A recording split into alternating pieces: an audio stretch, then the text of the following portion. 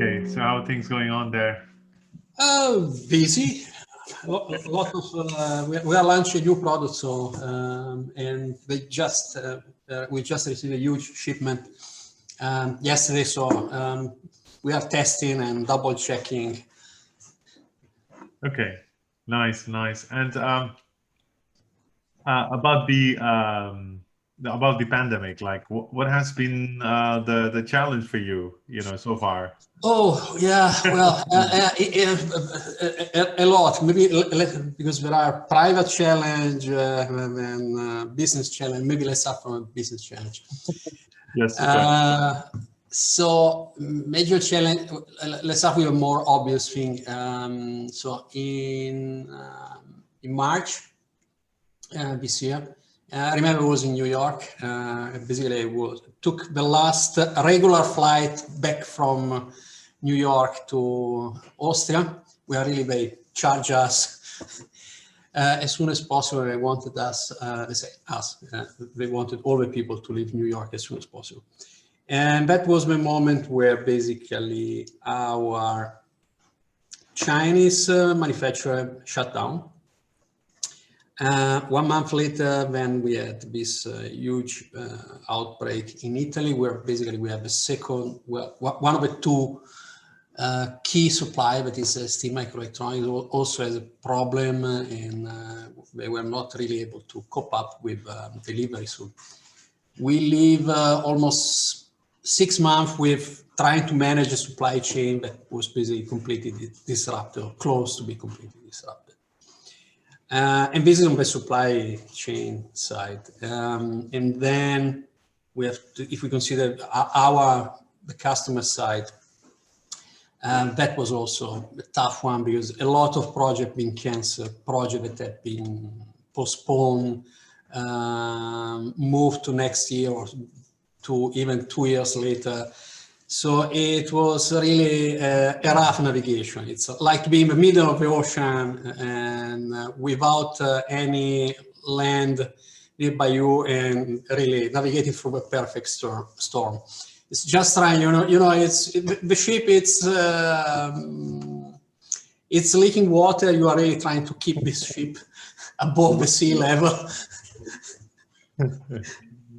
And yeah, I can imagine, because the kind of industry that you just described, you're waiting for the suppliers, and especially from Far East, and it must be a tremendous challenge. And what are you doing to at least minimize what you're going through, or how are you taping the leaks now? Well, what we have done, and it was done basically already in February, end of February, it's to have a kind of a regular crisis meeting, if you want, once a week. And we decided to basically take this nice business plan 2020, decide that it was ready for the shredder, and basically rework the whole business plan from the scratches. And then we were aware basically that it would have been a really tough one. So we have tried to save as much money as possible, really cut all not essential expenses, and focus only on project and task that were really essential. I have to say, we were also lucky that at least here in Austria, there is this tool where basically you can reduce the amount of hours that employees are working, and we reduce it to roughly 60% of the full capacity. And the companies only pay 60%, but the government is piling up another 20%. So the employee get, in any case, at least 80% of their pay. So this has allowed us to reduce cost, manage only the manage only the key project, and at the same time, it was not too painful for the employee from the economical aspect. It had also the big advantage: we have not fired anybody, so we still have the full workforce. Actually, we are right now. we are increasing the number of employees. That's interesting. At least, you know, from your sector and also from the government side, when there is a subsidy as such, then obviously that helps a lot for entrepreneurs like you. Yeah, definitely. I have to say it's a nice system of subsidy, because it's not really money that is for USound. It's money that goes directly to the employee, to the workforce. So, and of course, it allows us to save money, but at the same time, it gives money back directly to the employee, that are the ones really that are carrying most of the job. Mm-hmm. And maybe let's talk about your own journey in that perspective. Like, you know, what was that you know, idea that you wanted to sort of, you know, bring into USound, you know, and maybe let's start on that. Let's start from that. Yeah, maybe I make even a step further back. Yeah. Okay. Because the three founders that are Andrea, Jörg, and myself, we were all colleagues at Sensordynamics. That was a startup in Austrian high-tech here in Austria. And the company was sold in 2011 to Maxim Integrated, one of the Fortune 500 company in US. And after 1.5 years, we decided that the life in a big corporation was not really our future. And we knew each other since a long time, and we also knew what we were able to do. We decided to stay in high-tech, but basically where we spent all our life. And we started really with three of us, and we started really with zero money, a bunch of white foil where we sketched down our idea. And when we left Maxim Integrated, it was in summer 2013, we didn't really have any job or any plan B. We knew we wanted to start our own company, but this happened 6 months later. So really the first 6 months we were basically without salary and just working at our idea. And then in 2014, we started USound. The idea behind USound is that audio, and especially the, let's say, the loudspeaker part of the audio, so the emitting sound part of the audio industry, then there are the microphone, but at least the speaker is still technology of the 19th century. It has been patented from Siemens in 1877, the first electrodynamic loudspeaker. And it's only one of the few components that it's not being really digitalized in mobile application. And that's why we decided to start USound. So basically, it's a loudspeaker, but it's a semiconductor-based loudspeaker. We are using silicon to move air. With the benefit that it's much thinner, much lighter, and definitely integrates much better in nowadays technology like mobile phone, wearables, AirPod, earables, tablet, you name it. Mm-hmm, mm-hmm. And where did you get this idea? Like, you know, you must have seen the challenge, right? So somewhere you saw the challenge. We are not new to the semiconductor and microelectromechanical system energy. I spent 25 years just doing this, Andrea 20 years, and Jörg as well. And when we left Maxim, we were sitting there and, you know, typical brainstorm with wine, beer, a lot of coffee, and trying to find out, let's say, a good idea. And we saw really a gap in the audio. Everything was still electrodynamic. At the same time, we were also checking a bit the IP situation. Not many IP on MEMS loudspeaker, not many competitors. Then we checked the technology, the status of the technology, and we saw that the piezoelectric technology was almost there, almost reached really the tipping point where you can really use this technology and bring it to mass production to produce MEMS loudspeaker. Yeah, and that was how we did it, or how we made up our mind. Yeah, and that was interesting, like because you're colleagues from the past, and you know, you like you said, you brainstorm the idea over the wine and some a lot of coffees.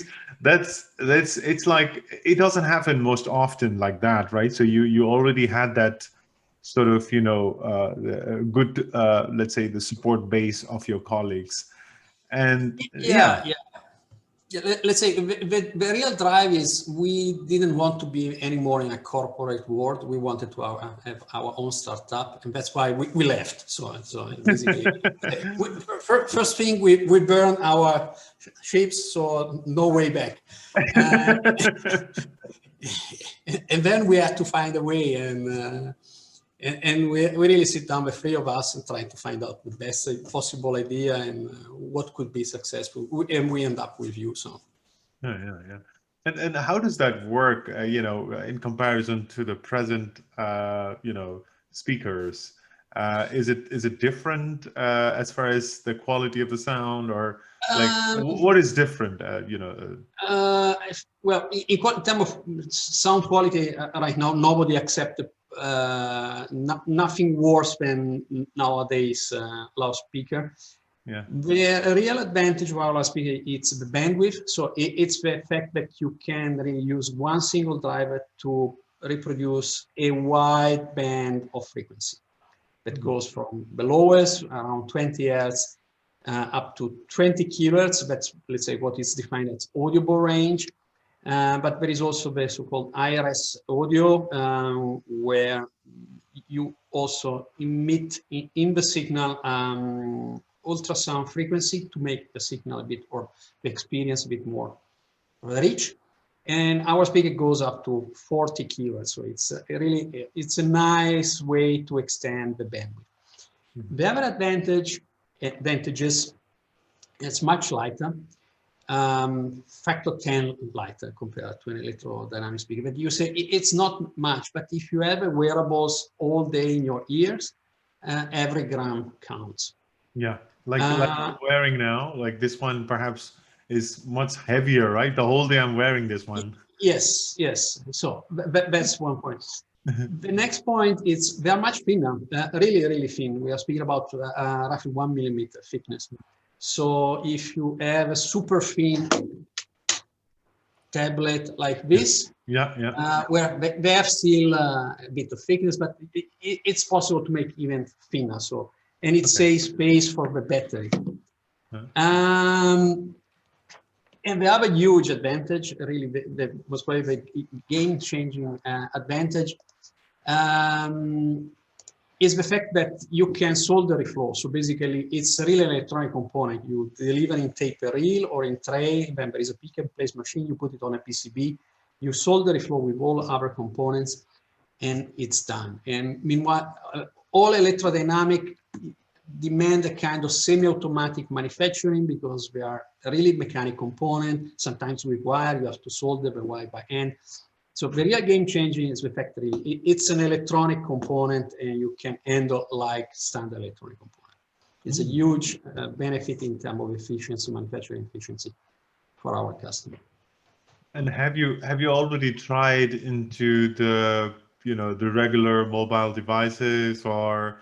So we no, not yet. So basically, we started our roadmap, and we have developed the first generation. It's a rectangular shape. It has been thought as a replacement for balance amateur, so super tiny loudspeaker that are using combination with large electrodynamic loudspeaker. We are in the process of launching the second generation that will replace the typical around a loudspeaker that goes in AirPod, or let's say typical wireless, true wireless earbud. And we start the development in November this year. We started the development of the first generation. That will be the generation that can be used for mobile phone or tablet, or even automotive or desktop application. So when you are testing this particular speaker that you created, you plan to apply in multiple, let's say, devices? Yeah.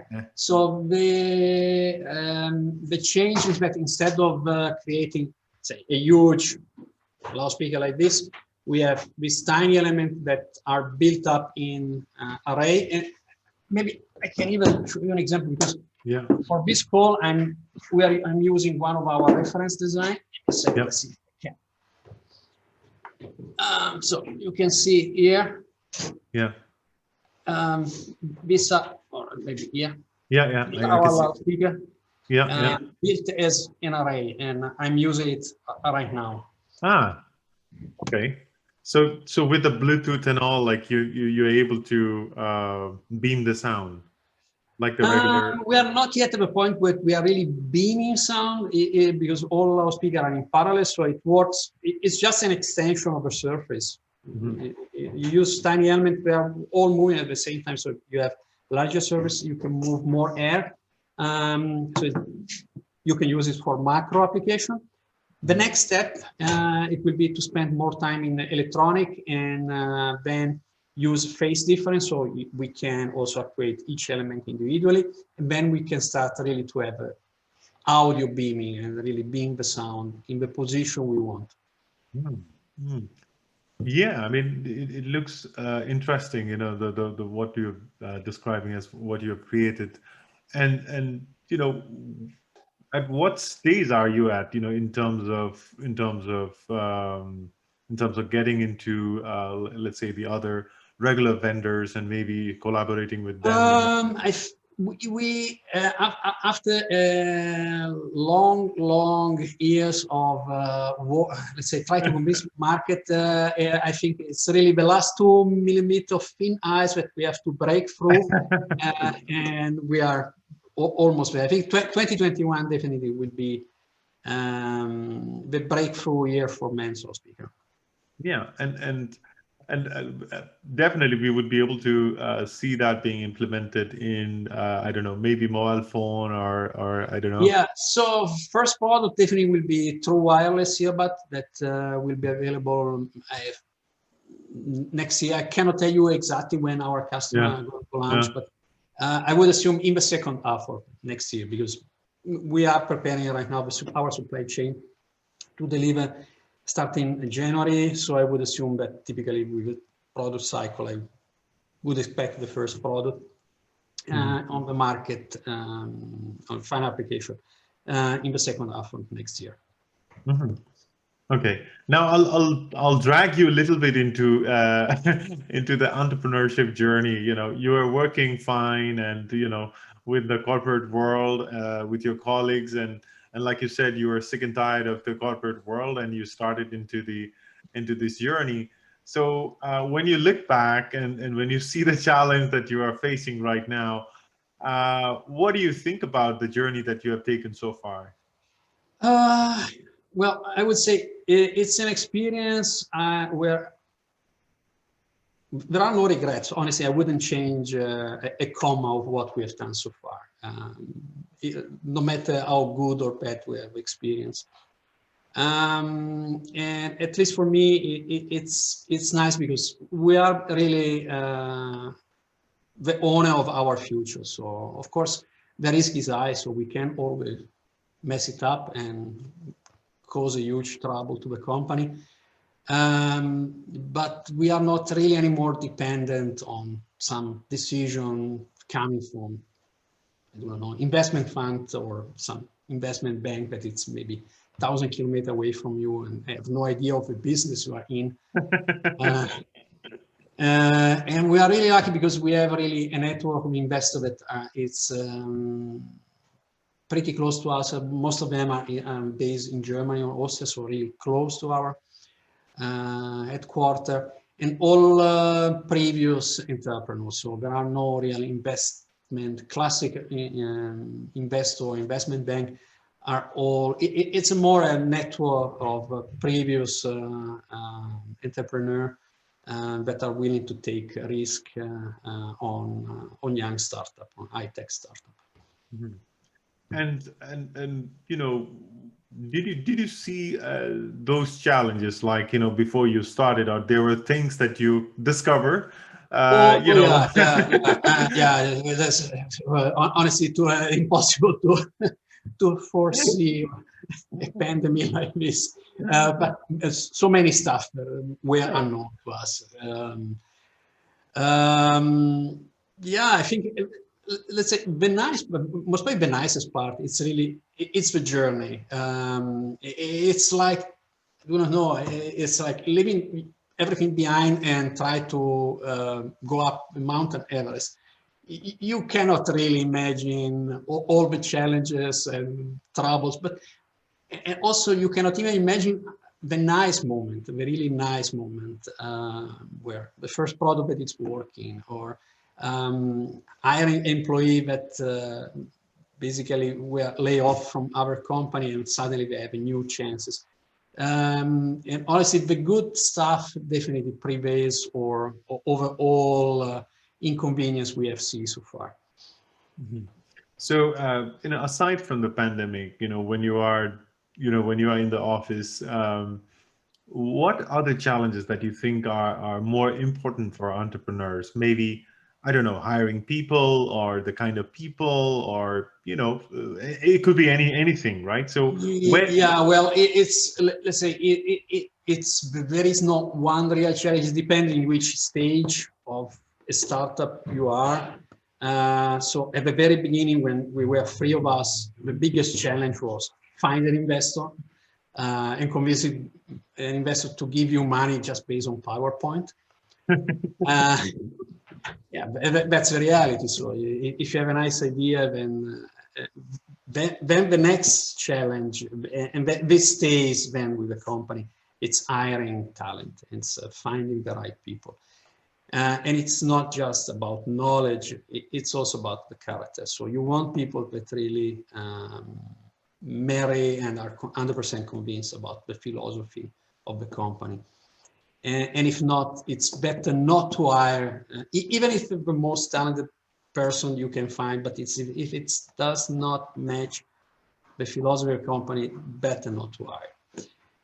And then the next challenge is finding customers. So you have to convince investor, you have to convince employee, and then you have to convince the most essential part of every company, that it's the customer. Because I always keep on saying to my employee, everybody it's replaceable from the CEO down to all other level, but there is someone that a company that absolutely needs a customer. So we need customer. The customer is really the only person that a company needs. Mm-hmm. And when you take this idea to the customers and say, guys, like, this is what I've built, what do you think about that? And what kind of feedback do you receive, you know? I would say there is for sure curiosity and interest, because it's new, and but it's also skepsis and diffidence, because it's basically it's the two sides of the same medal. When you are coming with a new technology and people have worked 140 or 150 years based on the old technology, and you try to disrupt this ecosystem, of course there is curiosity and interest, but at the same time there is a lot of diffidence, and it's really difficult to convince someone to adopt your solution. Also because you're a startup, nobody wants to take really the chance of risking the future of their company or that project on an unknown company with a completely new technology. They don't even know if you are really able to deliver. So, and it takes always longer than people think. Yeah, for us, it is 2.5 years that basically we are trying to convince the market. And honestly, we're thinking maybe it's 1.5 years. It's definitely we have underestimated how difficult it is to convince customers. Mm-hmm, mm-hmm, mm-hmm. And I mean, you mentioned something interesting, like, you know, you've underestimated how difficult it is to convince the customers. And maybe you want to, you know, elaborate that a little bit further, you know? Yeah, sure. Well, the point is, At a certain point, because we worked the first 3.5 years a bit under stealth mode, so we were busy with ourselves, let's say, busy in developing our product. And then you need a feedback from the market. And the feedback from the market, you always expect it's positive because it's new and we will disrupt this. And it doesn't happen like that. So the feedback from the market is never, oh yes, yeah, new technology, I want to have it at any price. No. At least because also we are in a B2B market, so we are not really selling to the end user, we are selling to major corporation. And you have to convince a lot of management level and a lot of department, because you may find an ally in the R&D department because they want a new toy, but then you have to discuss with the quality department and then with the sourcing department. And at the end of the day, there is a business unit manager that has to decide, am I taking a risk on new technology, yes or no? And so it's a long journey, and it's not a customer, it's not a person, especially when you're talking about companies that are in multi-billion revenue company. It's a huge number of people and a huge number of departments you have to convince. And everybody, it's basically tearing down your technology, especially when it comes to quality department, discussion with quality department, sourcing department. They are really trying to find every weakness of your product. And to be honest, this is good, because this is the way you learn. You learn the hard way, but you learn. But those feedback are also crucial for the betterment of the product itself. Absolutely. And this is the point. This is what my suggestion to everybody that it's doing is that go up with your first product as soon as possible. If you have to fail fast. But what you will learn on the first generation, that is exactly what we have done. The first generation gave us the opportunity to learn how to improve, and that's why the second generation, it's right now finding much more interest and is much more appealing for all customers, because all the negative feedback that we got on the first one, we translated into improvement, and that's why the second generation is now definitely the one that will have success on the market. Yeah, and yeah, that's one of the principles that I also advocate within my consulting background. That if you want to fail, you want to fail fast, so that you can improve faster. Yeah, I mean it's true, because what we end up doing is most of the time we want to make the product so perfect from our opinion rather than customers' opinion, that we forget about what the customers are going to think about it, right? So yes, exactly. That's and that's one of the fields that I think almost every startup is doing. You are busy to develop your product. You think that it's a good product, but then you need definitely the customer feedback, because what I think is good doesn't mean it's good for all the people in this world. Yeah, and the thing is, like, from your opinion, you have seen a challenge, right? You are seeing, okay, there's a gap in the market, and maybe from the customer perspective, they have not even recognized that being a challenge. Correct. And that must be a difficult nut to crack from your end, right? Yeah, but I would say it's kind of history repeats yourself. I never saw really a new disruptive technology that enter the market just like that. And typically, people don't even realize that there is a place for a new technology. It's the same with Tesla and. I was about to say Tesla. So nobody really thought it's something for me. No, it seems not. Well, why I need it? But a couple of years later, and Tesla is Tesla. Now everybody's following Tesla, by the way. Yeah. But there is also, I think, not sure if I will quote it correctly, it's from Harry Ford. If I ask a customer what they want to have more horse, they want to buy more horse instead of a car. So it was something went like that. And it's true. So it's, if you have a vision, it's your vision. It doesn't necessarily means that the whole world is sharing your same thought. And then you have to convince the world. And to convince the world, it's not an easy task. Yeah. And when you mentioned earlier, you mentioned that you convince your employee, the new employee, to join the company, and you also try to share your philosophy or the vision, and during the time when it's open and everything is accessible, perhaps it's easier to communicate and connect.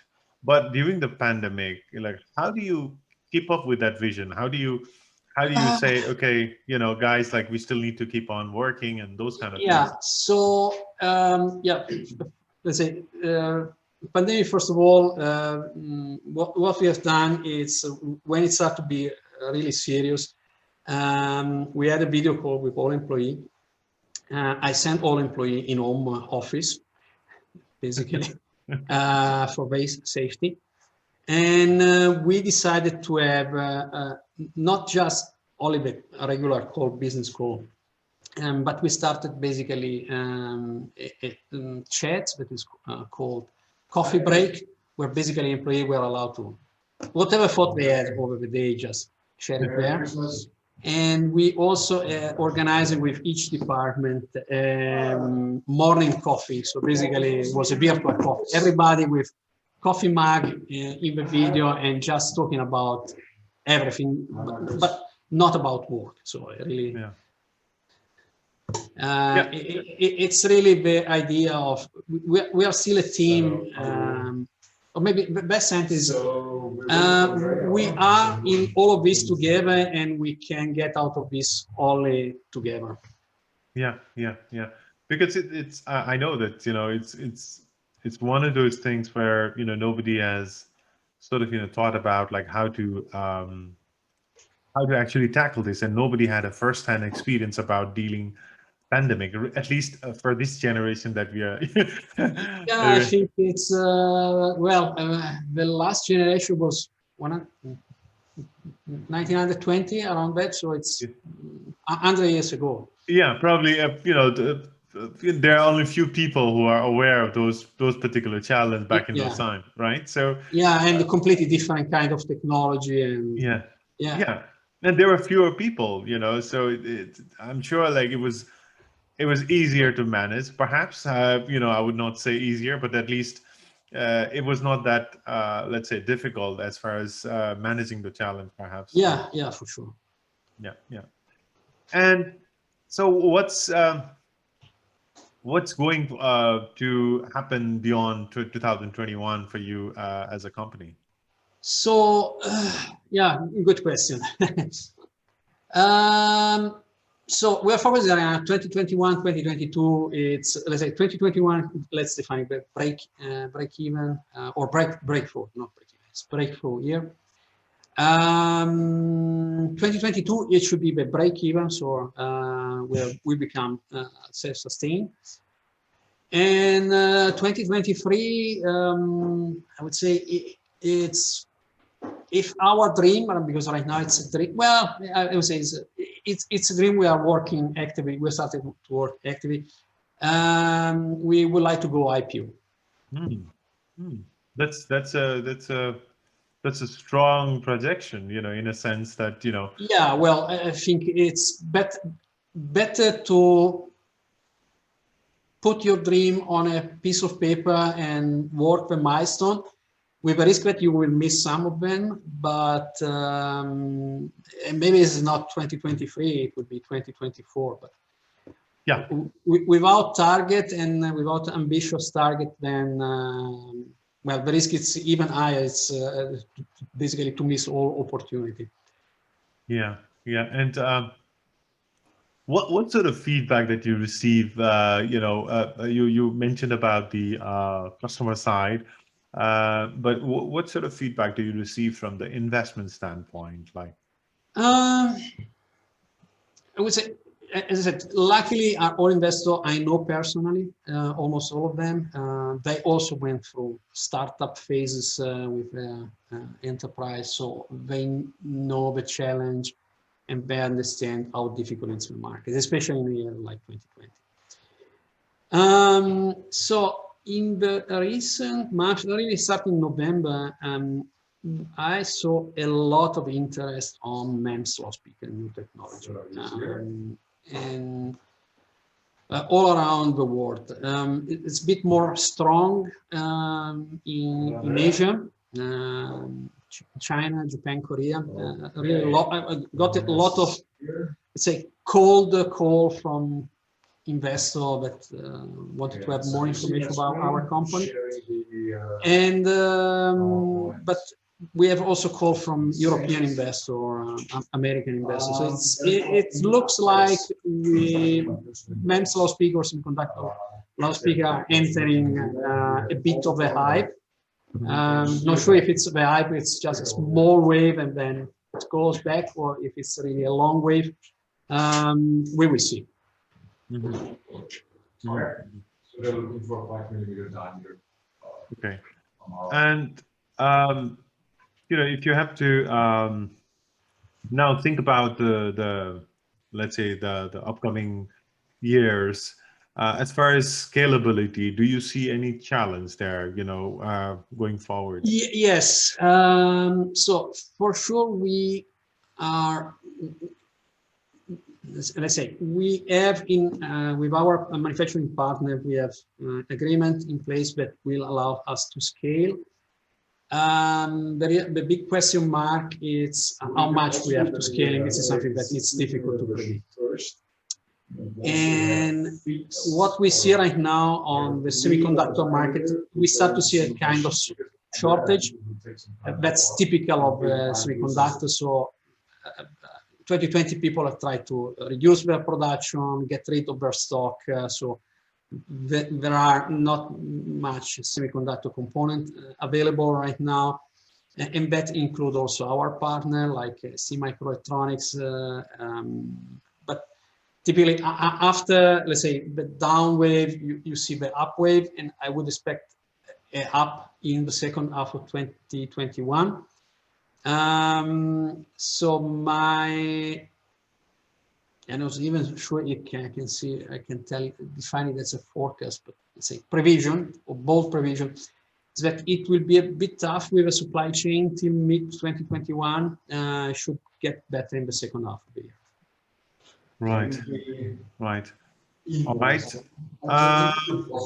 I think I managed to ask you the questions that I had for today, and it's a very good journey that you are going through at the moment, and a very challenging space, I would say. It's not an easy. Yeah, it is. But let's see the positive aspect of this. If it was easy, everybody was able to do it. Absolutely. And the fact that it's tough, it reduced the number of competitors. Yeah, because I'm sure there are only few competitors, or Yeah, there are not many right now. There are 4 we are aware of. Audio Pixel, XMEMS, Arioso, and Sonic Edge. Mm-hmm. All right. Then I would like to maybe thank you for this particular session. Wonderful session with you. I get to learn quite a bit. Thank you for your time.